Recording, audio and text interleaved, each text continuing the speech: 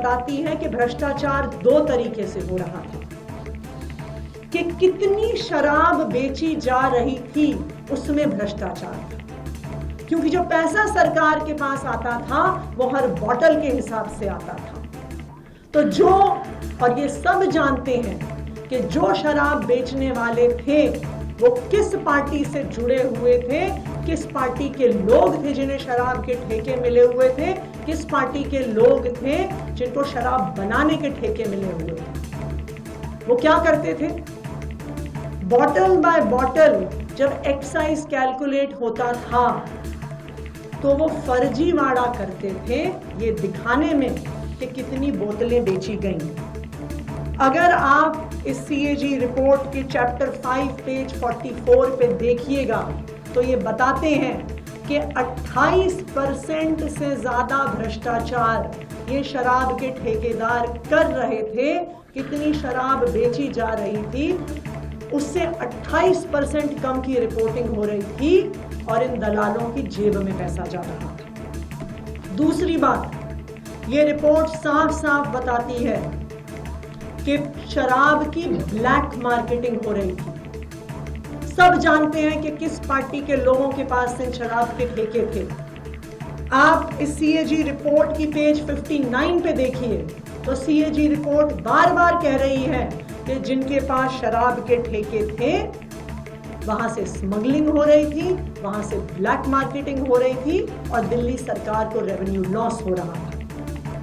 ना सिर्फ इतना, जो बार बार ये मुद्दा उठाया जा रहा था कि मात्र 5% प्रॉफिट था, ये सीएजी रिपोर्ट ये दिखाती है 7वीं में पढ़ने वाले बच्चे को भी पता है कि प्रॉफिट परसेंटेज कैसे कैलकुलेट होता है। Selling price minus cost price के आधार पर प्रॉफिट कैलकुलेट होता है। लेकिन इन शराब के ठेकेदारों ने गलत तरीके से कॉस्ट प्राइस को कैलकुलेट किया और 5% के नाम पर करोड़ों रुपए का मुनाफा कमाया। चैप्टर 6 पेज 58 ये सीएजी रिपोर्ट दिखा रही है कि किस तरह से गलत दाम दिखा कर देश भर से ज्यादा कॉस्ट प्राइस दिखाकर शराब के ठेकेदारों ने गलत तरीके से मुनाफा कमाया।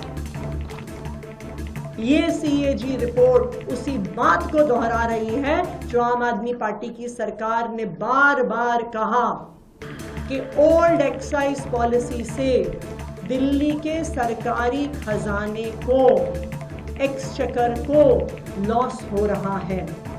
ना सिर्फ इतना, इस पॉलिसी की वजह से लगातार स्मगलिंग होके दारू, शराब दिल्ली में आ रही थी। कहां से आ रही थी? उत्तर प्रदेश से आ रही थी, हरियाणा से आ रही थी। सब जानते हैं कि किस पार्टी की सरकार वहां पे है और उस स्मगलिंग से किसको फायदा हो रहा है। संविधान के तहत ही काम करेंगे। जय हिंद, जय भारत।